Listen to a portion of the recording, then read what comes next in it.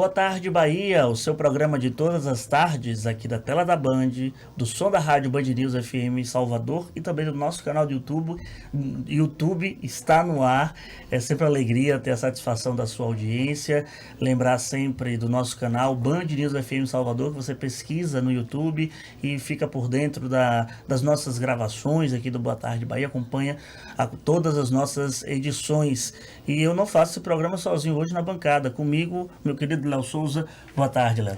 Boa tarde, Victor Pinto. Boa tarde para o nosso ouvinte, telespectador. Hoje, sexta-feira, mas não a sexta-feira qualquer, né? São dois motivos especiais para a gente fazer o Boa Tarde Bahia de hoje. Primeiro, é porque nós estamos no feriado da Sexta-feira da Paixão. Daqui a pouquinho a gente vai conversar com o padre Lázaro Muniz, que já está aqui na nossa bancada, para falarmos mais sobre o significado dessa data, principalmente para o cristianismo. Segundo, aniversário de Salvador. Pois é.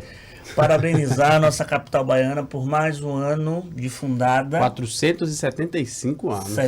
475 anos, desde os tempos de Tomé de Souza. E cá estamos, firmes e fortes. Essa aqui é como eu posso dizer, quando a gente tem um trem e que está... A locomotiva. A locomotiva das capitais do Nordeste, das cidades do Nordeste, sem sombra de dúvida, é Salvador, que tem seus cantos, encantos e axés, como canta a música, né? Então, mandar um abraço para todos os soteropolitanos nascidos aqui, os naturalizados, eu sou um deles, e aqueles que escolhem Salvador também por opção ou por necessidade. Vem estudar, vem fazer um tratamento de saúde, acaba ficando, vem visitar, vem passar um carnaval. Cria gosto, né? Cria gosto pela cidade, porque de fato Salvador é uma cidade, um município diferenciado. Muito bem, mas você já referenciou aqui, Victor Pinto, nosso convidado aqui nessa sexta-feira santa. Já temos aqui o padre Lázaro Muniz aqui com a gente para falar dessa data tão especial no calendário, especialmente da Igreja Católica, mas para todos. Muito boa tarde, padre. Obrigado pela presença aqui. Boa tarde, Vitor. Boa tarde, Léo. Uma alegria, uma honra de poder viver esses dois momentos, né? Sexta-feira santa e a festa da cidade. Me pedir a Deus realmente que abençoe a nossa cidade cada vez mais, que abençoe pelo sangue, né, da cruz de Jesus, por essa paixão tão profunda, tão reparadora, restauradora, que restaure também a nossa cidade e que traga sempre paz e esperança para todos nós.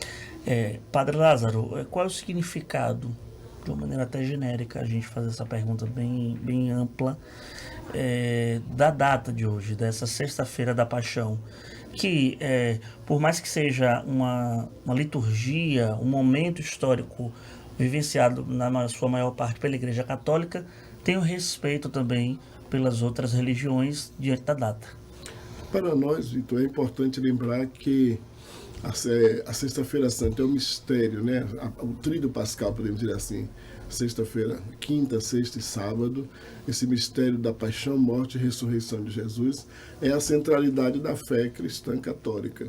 Mas nós entendemos que esse mistério da paixão de Jesus não toca só a quem aderiu à fé católica. Jesus toca a humanidade.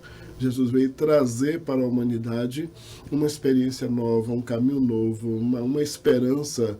E por isso, para salvar a humanidade, ofereceu a sua vida para que todo homem e mulher seja tocado por essa graça, seja renovado por esse espírito de amor. E por isso a igreja todo ano atualiza esse mistério. Nós não apenas fazemos memória, nós atualizamos. Por isso que todo ano os cristãos e toda a humanidade é convidada de novo a olhar esse mistério, a viver essa experiência, a entrar de novo no caminho do Calvário, a de novo assumir a cruz, chegar até o Gólgota, ser ali tocado pela morte, descer até a sepultura e renascer, né? Ressuscitar, viver uma vida nova, viver uma vida de esperança e de paz. Por isso, todos os anos, a gente celebra com muita dignidade, com muito carinho, porque aí está o centro, o elemento fundante da fé cristã e do toque de Deus em toda a humanidade.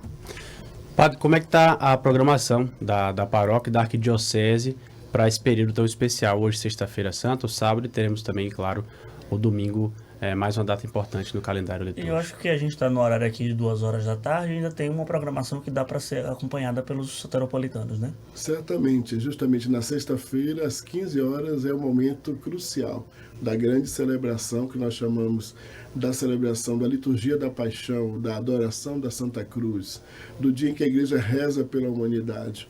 Há uma curiosidade justamente na celebração da sexta-feira, porque é o dia em que a igreja reza por todos os segmentos da humanidade, pelos que têm fé, pelos que não têm fé, pelos que creem em Jesus, pelos que não creem, pelos governantes, pelos doentes, enfim. A igreja faz uma prece toda especial para que o mistério da cruz de Jesus toque todos os homens e mulheres e possa renovar. Então, às 15 horas, nas diversas comunidades, na catedral, certamente daqui a pouco deve estar começando, nas diversas igrejas ali próximas, porque depois segue, inclusive, a procissão do Senhor Morto, que é uma tradição muito bonita do povo carregar uma imagem do Cristo que foi descido da cruz. Ela remonta a que tradição, Padre Lázaro, dessa procissão do Senhor Morto? Vivia sempre a experiência de colocar no túmulo, quer dizer, Jesus é tirado da cruz e é colocado no túmulo. Então, para fazer essa parte, sempre se levava, né, a cruz e o lugar onde foi sepultado não era o mesmo lugar.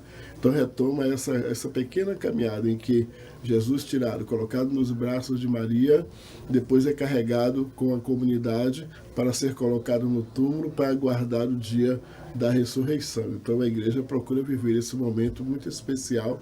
Em vários lugares é uma tradição antiga na igreja, alguns lugares com belíssimas imagens feitas por grandes escultores, outras mais simples, mas todas elas tentando justamente fazer valer essa experiência, esse momento espiritual de entregar o corpo do Senhor à sepultura e ali na esperança aguardar o dia do silêncio, que é justamente o sábado, a noite da sexta-feira e o sábado santo, para na noite do sábado poder cantar a alegria da ressurreição. O glória festivo, Cristo ressuscitou, é a luz de novo que brilha para nós. A luz que foi ofuscada na cruz, no madeiro da cruz, agora vai brilhar na noite santa, e aí vem o domingo da ressurreição. Tanto que a gente celebrava sempre a noite do sábado já, né?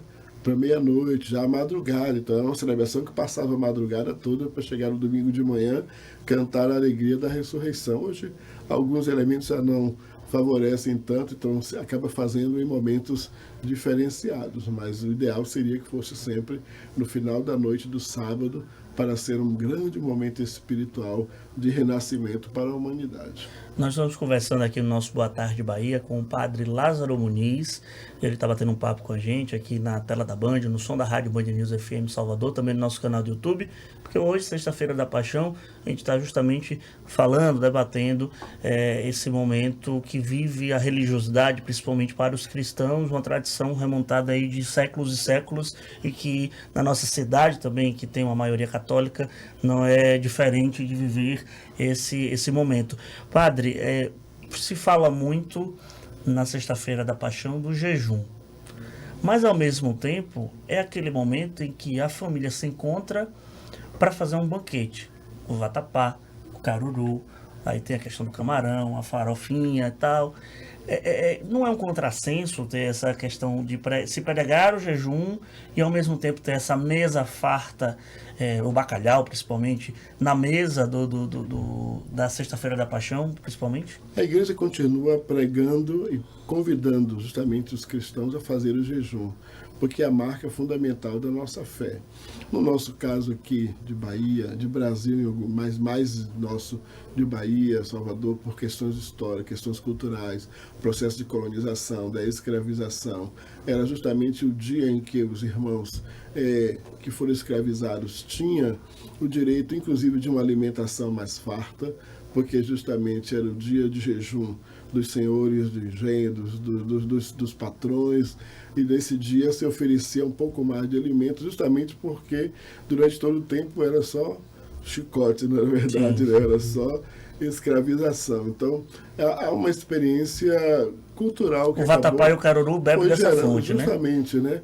Você vê que são coisas bem africanas. O dendê está bem bem presente, né? Bem forte. Mas a igreja continua dizendo é melhor fazer o jejum. Inclusive, a gente continua anunciando para as pessoas que mesmo se vão fazer algum tipo de alimento, façam de modo mais módico, né, mais modesto, nada tão exagerado, e direcionamos sobretudo para fazer no domingo. Eu tenho insistido muito que o domingo deveria ser o grande dia da festa do cristão, o grande dia do banquete, o grande dia de reunir a família para celebrar a ressurreição. A sexta-feira é importante também reunir a família, sim, para a oração, para a espiritualidade.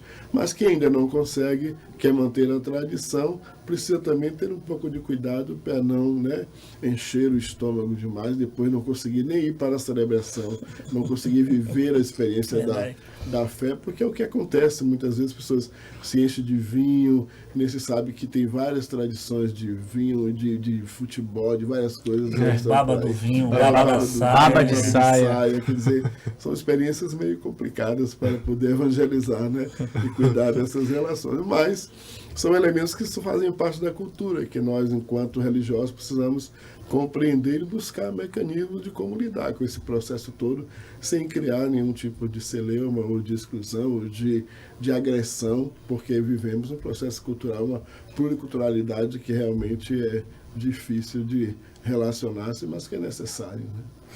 Victor fez o paralelo com a comida baiana, o vatapá, o caruru. E aí, passando para o domingo, eu pensei logo, essa muito menos tradicional e cultural, talvez algo que tenha uma fonte mais comercial, talvez a questão do chocolate, o ovo de Páscoa. A sua fala também no mesmo sentido, de come chocolate, mas para o cristão não perder de vista o simbolismo da data. Sempre é necessário um olhar bem espiritual sobre o tríduo pascal, né? É para viver, para mergulhar no amor de Cristo e buscar viver a ressurreição. Então, os elementos mais fortes desse período é o jejum, é a reconciliação, é o perdão, é a vivência da espiritualidade, é a reflexão bíblica, mas o consumismo acabou levando para o ovo de Páscoa, para muita comida, para muita bebida, que é um processo complexo para justamente evangelizar. O cuidado é sempre necessário. Cada um deve fazer de forma módica, para evitar transformar o dia num momento só para comer e beber e encher o estômago. E a espiritualidade fica perdida, né? Então é importante não dar muita vazão a esses elementos e buscar muito mais a espiritualidade. Os cristãos precisam, e eu sempre digo, aqueles que são cristãos de verdade precisam assumir isso como uma postura. A gente não vai condenar quem vai na igreja de vez em quando, quer ir só para um momento. Vai talvez só na sexta-feira ou até no período da quaresma, como vai só na quarta-feira de cinza, ou cumpre só alguns preceitos da fé. Tem muita gente que cumpre alguns preceitos da fé porque acha que é válido. Mas quem vive a fé verdadeiramente precisa tomar algumas posturas e sem medo de ser feliz, né? Sem medo de assumir uma verdade da fé e de não se achar maltratado ou desprotegido por causa disso, né? Padre Lázaro, ainda sobre a Sexta-feira da Paixão, nesse feriado que a gente vive hoje, a gente, assim, eu conversava muito com os amigos que trabalhavam ou já trabalham ou já trabalharam, por exemplo, no Hospital Geral do Estado. Dizem que é o pior plantão do HGE, é o plantão de Sexta-feira da Paixão. A gente, assim, do interior também é muito comum casos e mais casos que seria o momento, tudo bem, de reunir a família para um banquete ou reunir a família para exercitar a sua espiritualidade, mas é também um momento de reencontrar pessoas que você não vê há muito tempo. As pessoas viajam para o interior para visitar parentes, mas acontece de ter um desentendimento. A questão, como o senhor colocou, do vinho, o álcool vai, sopra a cabeça, tem muito acidente, tem muita provocação, homicídio, tentativa de homicídio. É um contrassenso, né, padre? Assim, a gente analisar esse contexto histórico, esse contexto espiritual do cristianismo, que é o flagelo de Jesus para vir uma ressurreição, e nesse momento, que era para ser um momento de encontro, de rever amigos, etc e tal, você ter um momento que é de dar dor de cabeça para as instituições de segurança, as instituições médicas, porque é onde mais acontece incidentes, por exemplo. É doloroso, Vitor, poder ter uma notícia como essa, justamente, mas nos leva a pensar o quanto ainda o processo de crucifixão das pessoas e da sociedade está grande.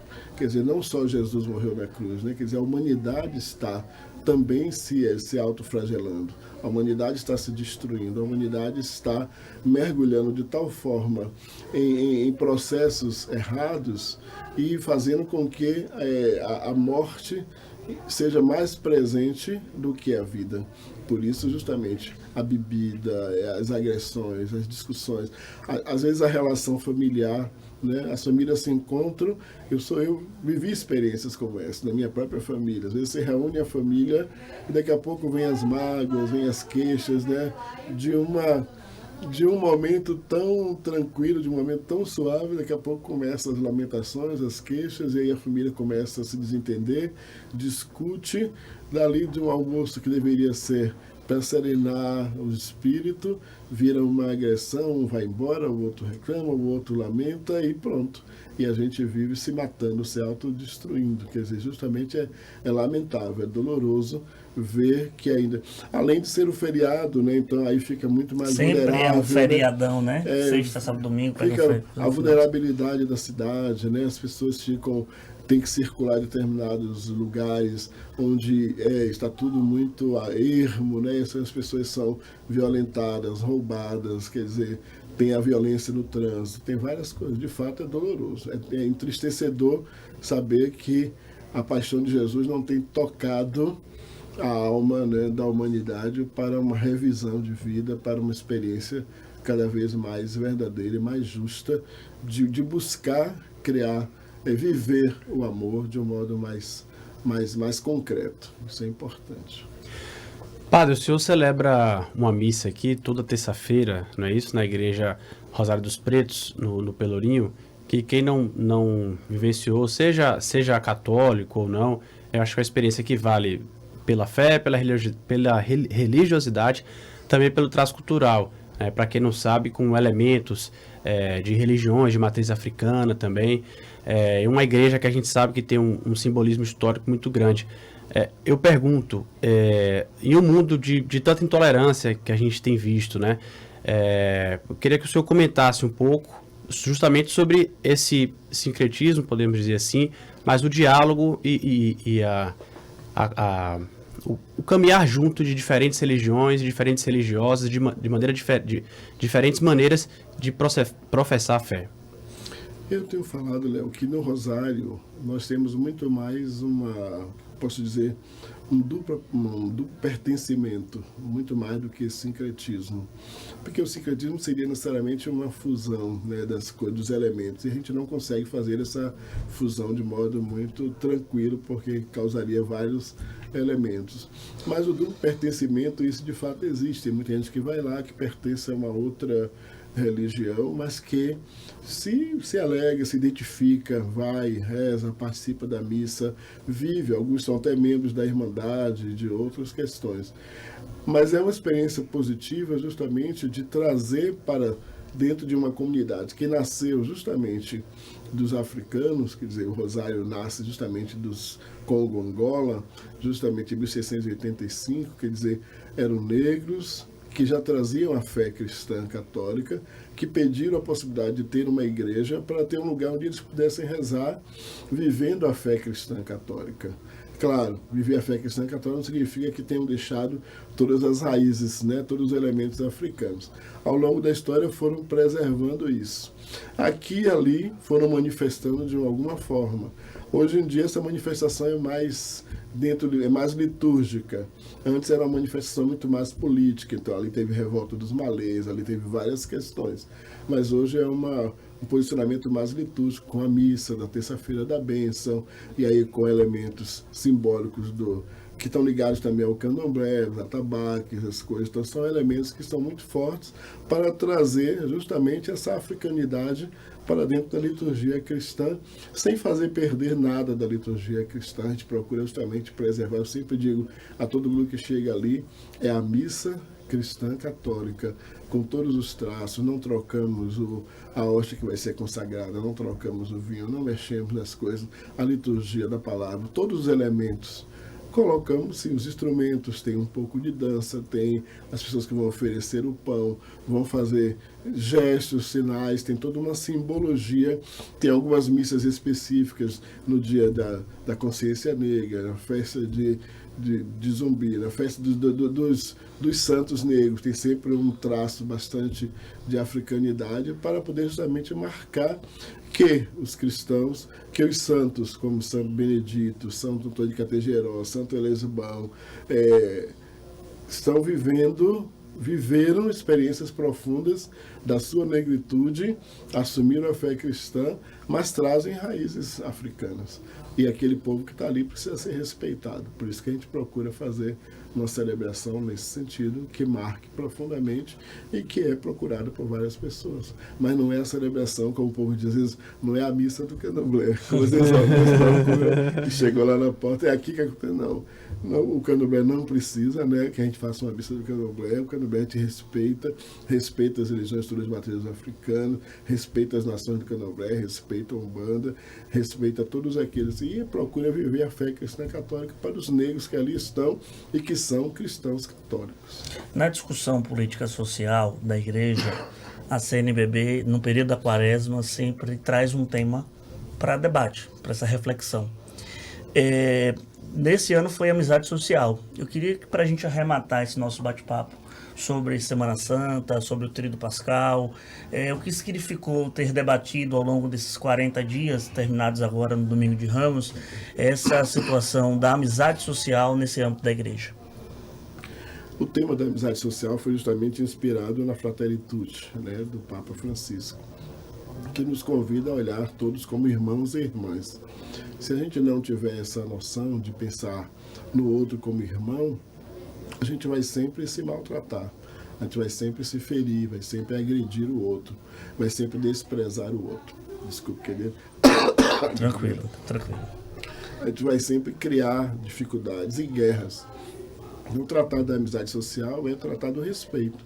O respeito que precisamos ter a todas as pessoas, na consciência de que o outro não é meu inimigo porque professa uma outra fé.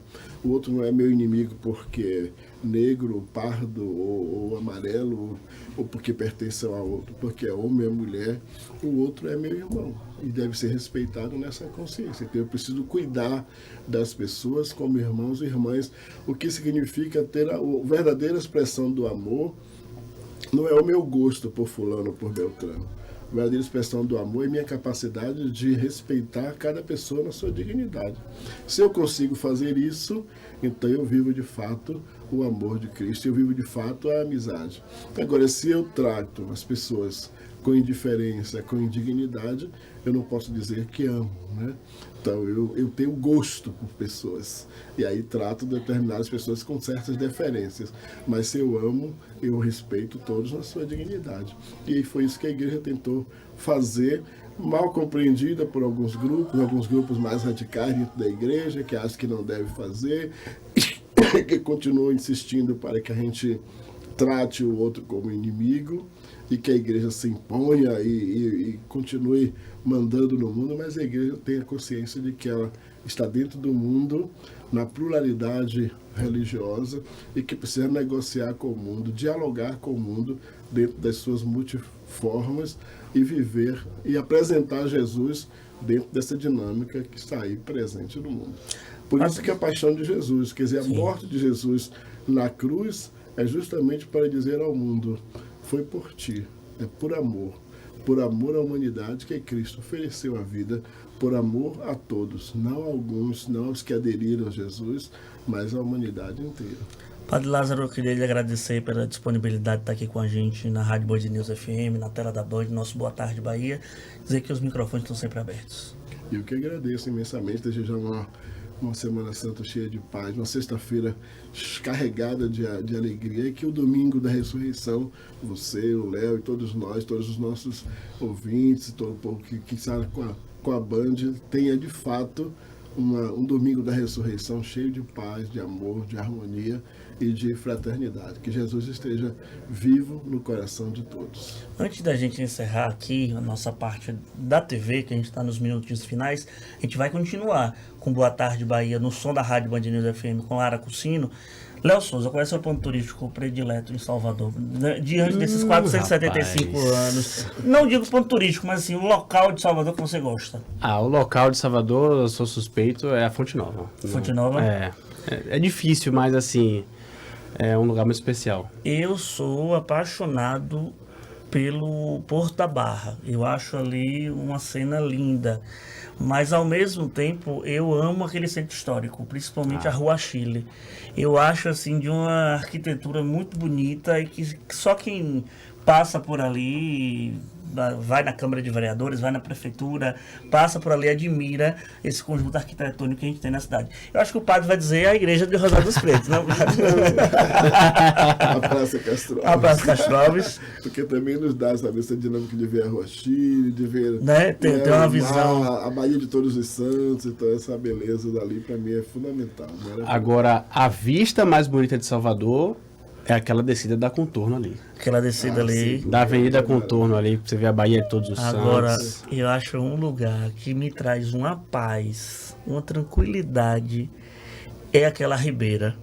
Sim. Aquela cidade baixa é linda, É outro lugar maravilhoso. que você vê do outro lado é o subúrbio, né? Subúrbio. Tinha uma visão assim muito bonita, que também é uma baía ali, também é banhado pela Baía Todos os Santos. E a gente nos experiências muito bonitas. Era bacana, né, padre? Então Salvador, Ficar ali cidade. no final de linha, olhando o sol, né? O mar, Tinha tranquilidade. Depois disso que a gente é preguiçoso. Não é se Deus não dá essa dádiva da gente sentar e admirar a beleza, não é verdade? Então a gente faz um pouco Mas disso dá também. trabalho pra poder sentar Mas dá pra trabalho admirar. para sentar e admirar, né, padre? Tá tendo tempo livre para poder fazer isso. Pois é. Então a gente vai encerrando o nosso Boa Tarde Bahia. E você, qual é o seu ponto aqui de Salvador que você gosta, que lhe marca nesses 475 anos da cidade? Que a cidade começou ali, ó.